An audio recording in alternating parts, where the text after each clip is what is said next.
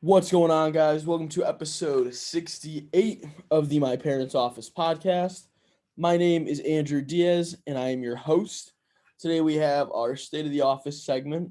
Another one I'm going to be doing on my own. We're talking NFL draft ended this weekend. Kentucky Derby was this past weekend. So we're going to get into all that types of stuff. I've mentioned it many times, many times. You guys are probably getting sick and tired of me saying this, but the NFL draft is easily my favorite weekend probably of the year, maybe tied with the start of college football. But both revolve around football. They're awesome days, and the draft is just so much fun. As a Vikings fan, it's even better. And this year was actually even better. It was an exciting year. We picked up some great players, but there was a lot. This year's draft was super interesting. You had five quarterbacks go in the first round. Alabama ties the record of players taken in the first round with Miami, early 2000s Miami. So overall, it was wild. Mac Jones falls to the Pats, which is, I think the league could be shaking in their boots with that happening because could the dynasty continue or be dynasty 2.0? I don't know. I mean, Mac Jones fits the New England play style. You got the weapons like Hunter Henry around him, Jonnu Smith, Nelson Aguilar, Kendrick Bourne, James White, Sony Michelle. So you got all those guys, and it's just their defense is back and better than ever too. And they picked up Christian Barmore, who somehow fell out of the first round, which I think is pretty crazy. There's a lot of guys that fell out of the first round that I was shocked by, and a lot of teams that reached in the first round.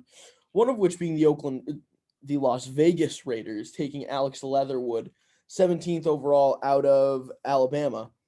What's weird with that pick to me is that Leatherwood was only played left tackle at Alabama.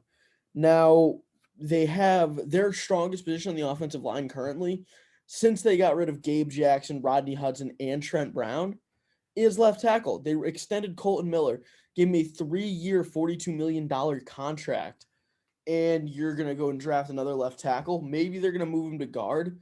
Maybe he'll replace Trent Brown at right tackle. I don't know what the thinking was there, especially with a guy like a Christian Darrisaw still on the board, or if they want to go Sam Cosmi, or if they address the edge position. Kwity Paye was still available. Jalen Phillips was still available. Carlos Boogie Bashman, Gregory Russo, all those guys were still available. So I don't know why they took Leatherwood. That I think was the first big reach of the first round. Looking at other picks before that, yeah. Oh, I'd say the Cardinals at 16 reached on Zaven Collins. I've raved that he is a great athlete. He's kind of like a chess piece, as Mel Kiper said. I think I don't know, he plays much like Isaiah Simmons, and you already have Isaiah Simmons. And Isaiah Simmons didn't really work out too great for you last year.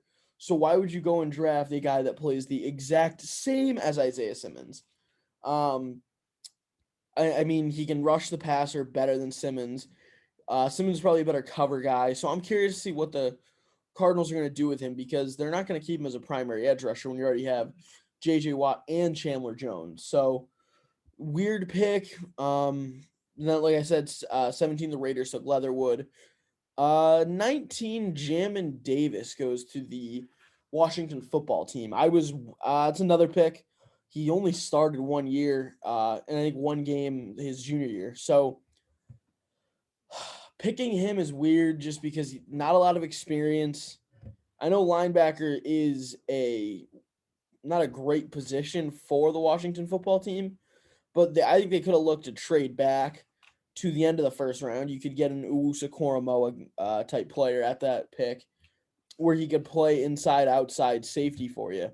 Jamin Davis, I think they definitely reached here. I mean, I think any linebacker that gets put into the Washington football team system is going to succeed if they're a good tackler. And Jamin Davis is a good tackler, but because of the D line with Ioannidis, Payne, Allen, Kerrigan, Chase Young, Montez Sweat, you've got all those guys eating up blocks play after play.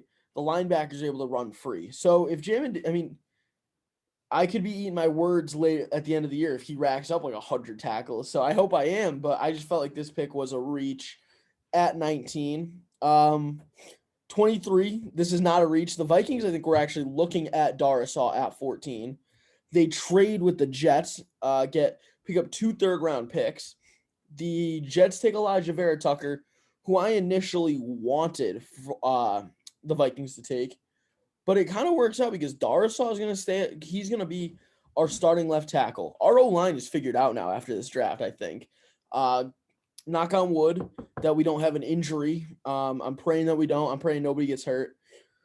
Our O-line is going to look like Christian Darisaw at left tackle, Ezra Cleveland at left guard, Garrett Bradbury at center, Wyatt Davis, the rookie out of Ohio State, at right guard, and right tackle Brian O'Neill. I mean, it looks like Rick Spielman is a genius in the draft, and he really set us up to succeed. And that Darisaw pick is great. You're able to trade back and get a guy. He even said, he goes, when the guy you're looking at 14 is still available at 23, you know you did something right. And they were able to trade back and pick him up before he got scooped up by anybody.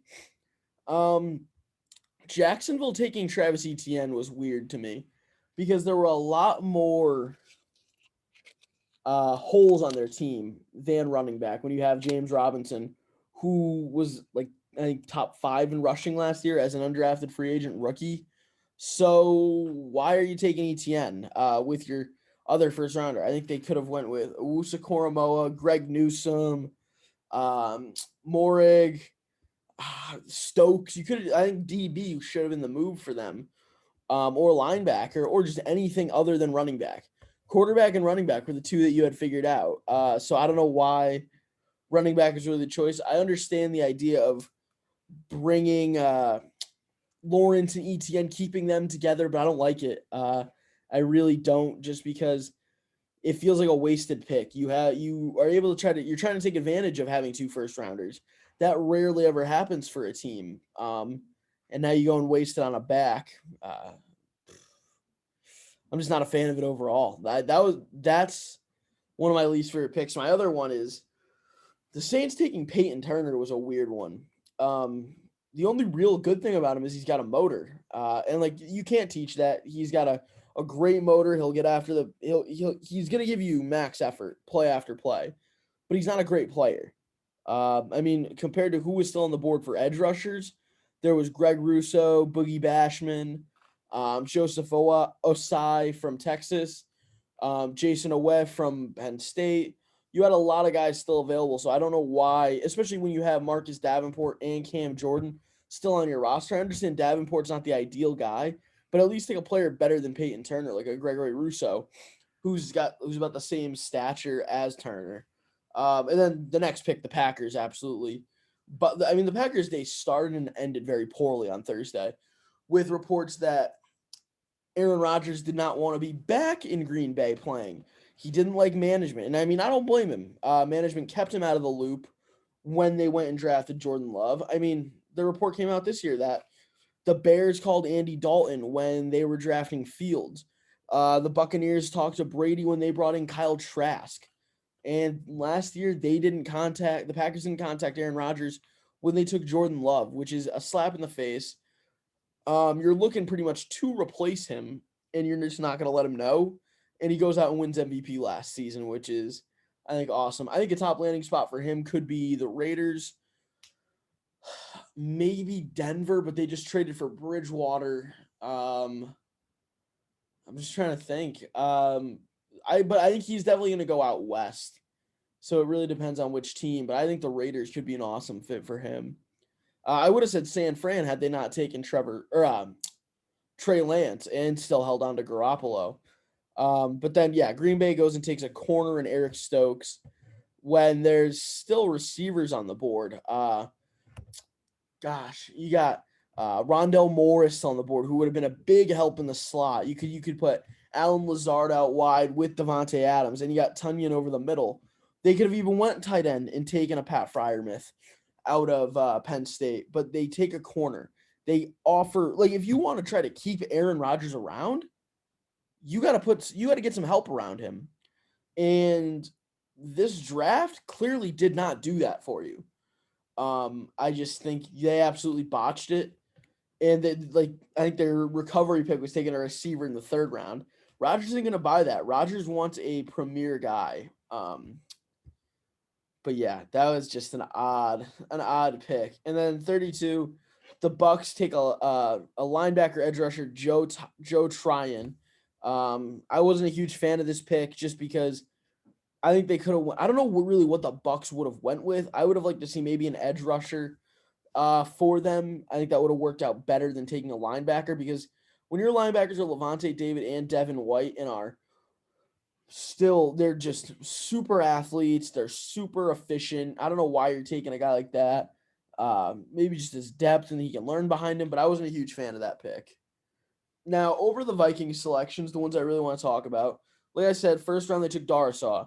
They did not have a second round pick from the Yannick Ngakoue trade, which still works out. I think we had what? 1, 2, 3. We had 4 third rounders, 3 fourth rounders, 2 fifths, and a 6th to go with our first. So the first rounder, take Darasaw. Great. Biggest need was left tackle after you let Riley Reef walk, which I was fine with. Everybody was kind of complaining around the league, like, why are you going to let Reef go? He played his best season of his life. That's not saying much. Reef's not a great offensive lineman, and he just signed with the Bengals. God bless Joe Burrow. I think the Bengals really big slap in the face not taking an offensive tackle. Taking Sewell at 2, or at 5. They took a Jamar Chase for him, but Joe Burrow, I mean, you can't be efficient if you're getting hit every play, but that's here nor there.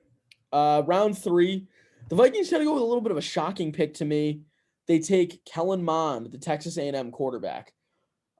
Initially, I was like, oh my God, why are they doing this? What is going on?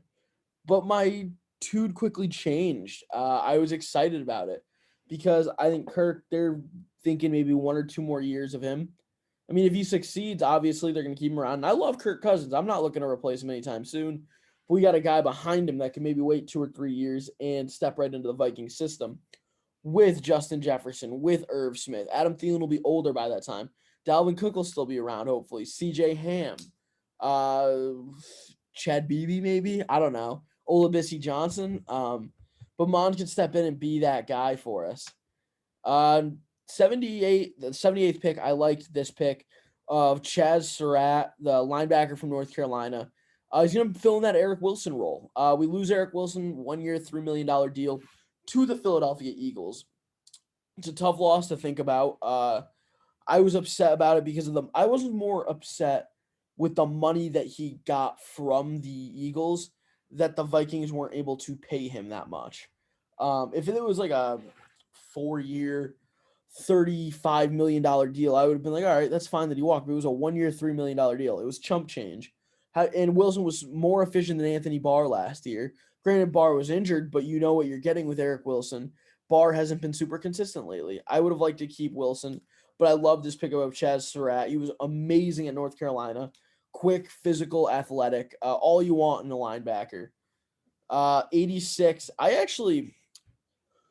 Before the end of the year, Wyatt Davis was a projected first rounder. I don't know if he tested bad or just the rest of the offensive line class was really good, but he dropped from being like a first round pick to the third round, and I'm fine with that because we got our guy. I wanted Wyatt Davis for a while.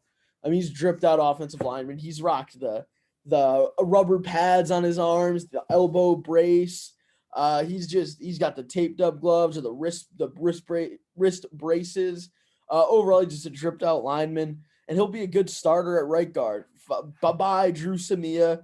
Bye-bye, Dakota Dozier. Bye-bye, Rashad Hill. Good riddance, and I hope you don't come back because they are 3 of the worst offensive linemen in the NFL.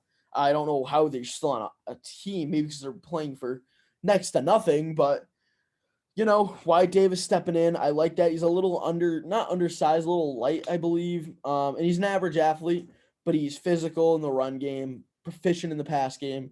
I mean, a great pick here in the third round. Number 90, we go edge rusher, which was another big one that a lot of analysts had us going. But I like DJ Wanham, the rookie we had last year out of South Carolina. He played really well last year when needed. He had the game-winning sack against Green Bay. So I hope him and Patrick Jones II, who we just drafted from Pitt with the 90th pick, they kind of rotate. this D line next year is going to be the best in the league, maybe second best behind the Washington football team. Because at pick 199, we take Jalen Twyman, who I've met Jalen Twyman before at the Walter Camp breakfast a few years ago. One of the thick, I say this all the time about Mason Paris. Jalen Twyman has one of the thickest necks I've ever seen. He's got a huge tattoo on his neck. He's big. He's a big dude, intimidating in person, and he's intimidating on the field. He took the year off because of COVID, and that ultimately hurt him to drop right into our laps in the sixth round. So him dropping, I'm happy about. I like him being a part of the Vikings. Our D line's looking like it's gonna be Wanham, Daniil Hunter, Patrick Jones on the edge, and then we have in the middle Dalvin Tomlinson, Michael Pierce, and Jalen Twyman. And we drafted at pick 134 in the fourth round, Janarius Robinson, the defensive end from Florida State. So I mean, we have a good rotation on the edge. And I actually, one of the underrated signings we had over the on Saturday was bringing in free agent linebacker Tuff Borland, who is undrafted guy, and he's got the ultimate football name. The Vikings brought in two guys that were on my football guy list, my top 10 football guys of the draft. Tuff Borland, they signed him just off that name. Like, come on, that name is sweet. And then they bring in Zach Davidson, a Division II tight end from Central Missouri, who was not only the tight end for the team, he was their punter as well. A jack of all trades. I mean, that's what a football guy is. A football guy doesn't do just one thing. I mean, Ben Mason was my number one football guy. He was playing fullback, tight end, halfback, wing, D tackle, special teams. He would hurdle guys. He'd run through them. I mean, Ben Mason was the ultimate football guy. Zach Davidson, a football guy, and we landed him. He'll be probably the backup tight end behind Irv Smith Jr. I'm not a huge Conklin fan, but Conklin's a decent tight end. I think Davidson could beat him out. I mean, hey, if our punter ever gets hurt, Zach Davidson, you're stepping in. Better get your soccer cleats on. Switch them from your normal cleats. But yeah, I did like this pick a lot. Start round 4 at 119. We bring in Kenny Nwangwu. Sorry, I just butchered his name, but the running back from Iowa State. After this pick, I didn't really know who it was. I went to YouTube, looked him up. I guess he's a great kick returner, which we haven't had since Cordell Patterson left a couple years ago. So I do like the pick to prioritize special teams. I'm a fan of that. Making this guy our primary kick returner will be huge. And that's always a great threat to have, is somebody that can run it back on you. Still in the fourth round, pick 125. This one was from the Bears. We got Cameron Bynum, corner / safety from Cal. He can kind of do it all. Maybe he'll play in the nickel for us a little bit because he's physical enough to make tackles as a safety, but also has pretty good coverage skills. Or he could be, no, he won't be corner too because we got Pat Pete still. But yeah, I really like this signing or this draft pick. It adds depth at the defensive back position. And he could even turn into our number 2 safety. Him and Harrison Smith as a duo. Or I think maybe Josh Metellus from last year could be that guy next to Harrison Smith. But either way, Bynum is going to find time on the field. Pick 134 from the Bills. Like I mentioned before, Janarius Robinson comes in, adds depth at the edge position. I like this pick a lot. Maybe I wish we maybe would have went safety after we had just taken a defensive end, but it's fine.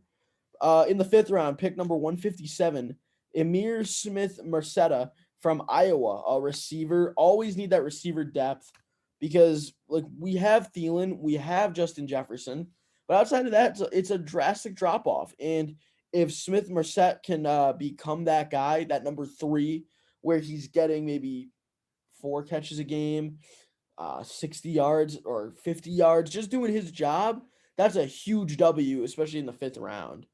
And then that really wraps up the draft. I mean, like I mentioned, Zach Davidson at pick 168 and Twyman at 199.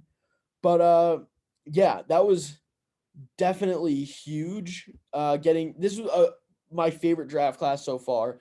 Last year's was great when we got Justin Jefferson and Ezra Cleveland, Gladney and Dantzler, KJ Osborne. It was a pretty sick class. Um, but yeah, this year Rick Spielman somehow is able to do it again. I really, when it comes to the draft, he is just the closest thing you're gonna get to a genius. But so I actually want to go over a couple notable undrafted free agents that signed on to teams. As you guys know, big Notre Dame fan. Cornerback Nick McLeod signs with the Buffalo Bills. The Patriots, very odd. I'm surprised they have no undrafted free agents on their roster, which is definitely out of the ordinary for them. Maybe Bills satisfied with the way they drafted. Division rivals, the Jets brought in Hamilcar Rashed Jr., the Oregon State edge rusher, who I thought would have been maybe a fifth round guy. I'm surprised he didn't go. Baltimore picks up two big time players. Ardarius Washington out of TCU, the safety, who he is one I am shocked did not get drafted. He was a very good player at TCU. I really don't know why he fell and fell out of the draft, but very shocked.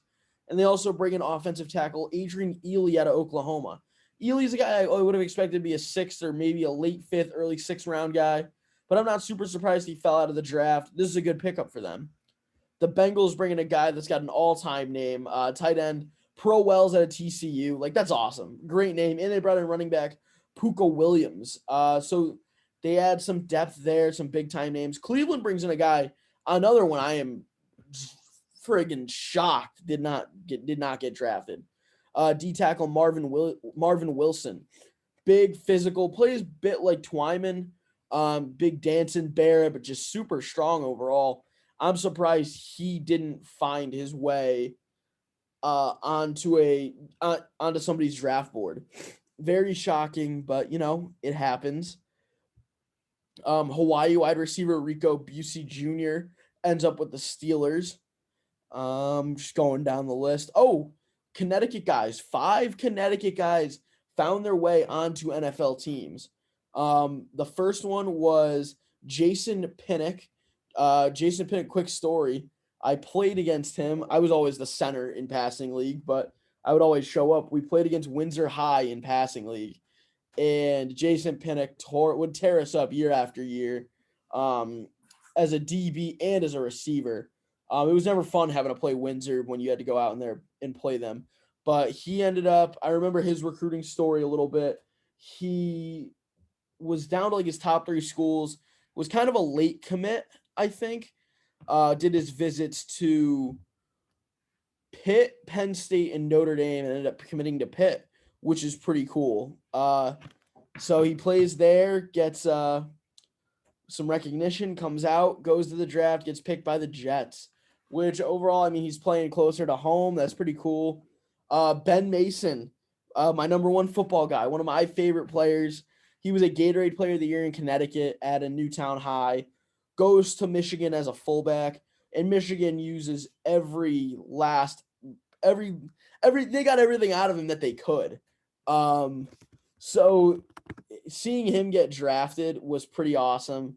Especially fullbacks don't usually get drafted, which is unfortunate because I still think fullbacks are one of the most important positions, one of the most fun positions to watch. But for him to get drafted, it's awesome. He's, I think, going to be used as a jack of all trades player like he was at Michigan. So those were the only 2 guys that were drafted, but 3 others found their way onto rosters. West Haven native, Cheshire Academy alum Tariq Black played a couple years at Michigan, then transferred to Texas, rocked number 0 at Texas, which was pretty sick. But he found his way to the Indianapolis Colts. And I mean, will it be tough as an undrafted free agent to make that roster? Absolutely. But he's a good route runner. He's pretty crafty. He's quick. I just think he needs to have a killer camp because they have guys like T.Y. Hilton, Paris Campbell, Michael Pittman Jr., and I'm sure they have other guys in there that they drafted they like better than Tariq Black. But, I mean, if you're going to get thrown into that role, he's just got to ball out. I mean, he was a great player when he was at Cheshire Academy. He was good at Michigan, and he balled out at Texas. I'm surprised he didn't really find a home, but, that type of stuff happens. Then the Dallas Cowboys go out and sign another Windsor native, Ty Coyle. Ty played at UConn and then transferred to Purdue for his last year, and ended up getting picked up by the Cowboys. Defensive back, another guy we played against. Was never fun to play against him, but it's great to see Connecticut guys out here representing in the league and hopefully making a name for themselves. And then the last guy that got picked up was tight end Scooter Harrington. He's a Greenwich, Connecticut guy, played at Greenwich High, went to Stanford, and had a pretty good career as a tight end for for Stanford's football team. But I'm not surprised he didn't go. He didn't get drafted. I could have projected him to fall. If you went in the 7th round, I would have been surprised. But seeing him fall out of the draft was not a big shock factor thing to me. It's not like a Marvin Wilson type of player or an Darius Washington. A couple other notable guys. The Vikings, like I said, brought in Tuff Borland, brought in Whop Phillier, who was great at Indiana. Atlanta brings in they bring in a ton of guys. Quarterback Felipe Franks is really the main guy out of the ones that they brought in. Franks is big, not super athletic. Plays much like Matt Ryan, is a good passer. If he runs, he's not a big threat, but I do like them bringing him in. If they could groom him to take over for Matt Ryan, especially since they passed on drafting a quarterback with the 4th pick when they could have had Justin Fields or Mac Jones. Carolina brings in a guy, Patty Fisher. Patty Fisher's a Massachusetts native, I believe Bridgewater. I could be wrong though. He played at Northwestern. Tough physical player. The Panthers get a big time steal on him. Panthers also got a huge steal with Deontay Brown, the Alabama offensive guard, who somehow fell to the 6th.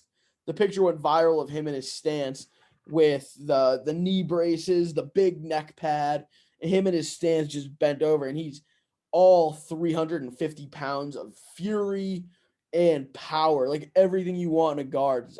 He was a big one that I was surprised somehow got to the 6th round, but Carolina gets a steal in him. It's kind of going to wrap up my draft coverage and whatnot. I mean, I'm giddy for the draft. I love it. I love free agency.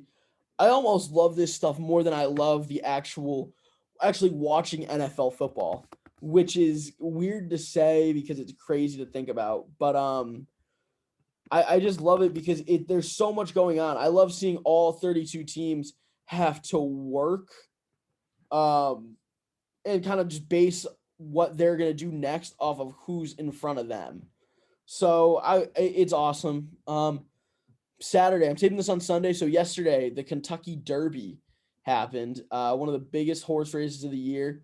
One of the 2 most overrated minutes of television. But I went to a Derby party yesterday. Everybody was able to dress up and look dapper for it. So I had my nice plaid Vineyard Vines on. I was looking nice. And I got to watch like I said, the 2 most overrated minutes of sports, of television. Medina Spirit, I believe, was the favorite. Came out of the gate hot, and I don't think really ever trailed. I didn't place any bets, but I wanted Soup and Sandwich to win. Soup and Sandwich actually finished 19th, which was last behind ahead of King Fury, who scratched.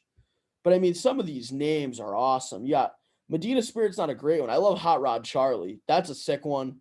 Midnight Bourbon, Keep Me in Mind, Known Agenda, Like the King, Bourbonic, Brooklyn Strong, Soup and Sandwich, Rock Your World. I mean, I don't know where these people come up with these names for the horses, but it's awesome. But I don't know. There's something entertaining about watching the horses go round and round, but just the whole lore around the Kentucky Derby is overrated. But I enjoy it. It's fun. I'll admit it's overrated. I'm being a little bit of a hypocrite about it, but it happens. I like going. I've been to Saratoga once, and bet on horses up there. Bet $3 to $5 a race. So it is a good time to bet on horses, but the amount of bets you're putting on these horses is crazy. I saw some of them, and if you hit Medina Spirit, it's I believe if you put the odds. I don't know what the odds were, but I'm looking at the on sportingnews.com. It says for the win it was 26-20, place $12 and show 760. So if you did I believe it's called a trifecta crown. Don't take your horse gambling advice from me, but if you did a trifecta box, I think, with Medina Spirit, Mandaloon, and Hot Rod Charlie, you would have hit big time. I think that's placing all three. So yeah, I mean, I don't know too much about the Kentucky Derby. I think it's a fun, but I keep saying it overrated. It's so hyped up, but it's a good time. Especially during COVID times, we're hopefully coming to the end of COVID where we're going to be back to normal. So being able to dress up and be around people and just have an overall good time is always fun, especially seeing people you haven't seen in a while. So I think that was awesome. Um, Outside of that, I went out golfing for the first time this weekend. It was not fun. You know what? I should rephrase that. I went out with my roommate Kevin. We went out with two of his buddies, played in Westboro. Uh, it was fun being with being with people and golfing. I'm just not very good at golf. Like if I'm gonna get good at golf, I need Tiger Woods or Phil Mickelson to be giving me golf lessons. Probably both. I mean, if I'm flop shot and drives, they're going 150 yards in the air and going only 75 yards out. I suck at putting. I'm decent short game, but man, oh man, do I stink at golf. That's my only takeaway from it. And every time I golf, I have enough good holes to keep bringing me back, which in reality is about one or two good shots. Um, but I hate golf so much, and I'll say that on the course. But then towards the end of the round, I'll have one of my nice shots where I'm just kind of, I'm at the end of the round. I'm playing really shitty. I don't care. I'll just swing my club nice and loose, and I'll have a nice shot. Maybe I'll hit like the edge of the green or something. And I'm like, you know what? If I play like that every time, we might be in business. But you know what? I can't play like that every time. So we are not in business. Um, but yeah, so one thing I do want to go over. It is May. Our April goals are done. I do want to go over those. So we did hit episode 65, so we're gonna check that off. 455 by 3 on back squat. I did not get that one, so we're gonna have to X that. I got 435 for 3, but you know what? I'm gonna actually keep that one up there and make that my goal for May. Hopefully work to that. I mean, and if I hit 445, that's a win in my books because we're still moving up. We're still getting better. Start second, possibly third college doc. We didn't do that. We ran into some conflict issues, but you know, the college docs will be back. It wasn't just a one-time thing. Trust me about that. We will be back doing those. This next one we got half on. Interview MC Lars, who's a great rapper. Go check him out. And Ridge Lovett, Nebraska Ridge Lovett. Should I say friend of the program, Nebraska's Ridge Lovett. Ridge came on, did a nice 25-minute interview with us. He's the man. Love talking to him. So yeah, that was half, and then past upcoming accounting quiz was on there. So, you know, it was I'd say it was a successful month because we hit episode 65, which we were on track to. We were on track to do that. We ended up hitting episode 67, which was nice. Oh, and the songs of the month were I Know What You're Doing by Cam Groves, which is a great song. I had actually just found that one. And then Runaway, You and I by Gelatinous. Gelatinous is like wicked techno beat. I like him a lot. I mean, they're great for working out. That's my big workout song. Like if I'm going for a PR or something. But yeah, so those were my two. I'm trying to think what the songs of the month are gonna be this month. Well, first I'm gonna start. So 455 for 3 for back squat. That's gonna be staying up on there. And then for episodes, you know what? I have a big PDF saved on my computer. And I just track what our episodes should be, like which ones we're going to hit on which day. And just kind of keep track to make sure we stay on track. That's the biggest thing. And we're set to hit episode 80, I believe, don't take my word for it, at the end of the month. So that's going to be on there. You know what? I'm bringing back the goals for next week's episode or for Friday's episode because I want to definitely put a lot of thought into that, but just know right now hit episode 80 and 455 by 3 on back squat. And I'll also have new songs for us on there. If you like the recommendations, so stay tuned for that. Wednesday we have a Brett's question. We taped that today. It was a pretty good one about watching blowout sports games. Just give it a shot. Check that out. And then we have an interview with Trey Breezy. Trey and our boy JR Specs just dropped a new song, Red Solo Funk. It's a banger. Please go check that out. Go stream it on Spotify, Apple. Go follow them on Instagram. Go follow both of them on Instagram. You'll find them tagged in all our stuff on Instagram. I wrote an article about them on Substack. Substack is articles in the office. So go subscribe to that. You just got to put your email down. You don't got to pay for it. Follow us on our socials if you don't. Twitter and Instagram at My Parents Office. Apple Podcasts. Leave us a 5-star review.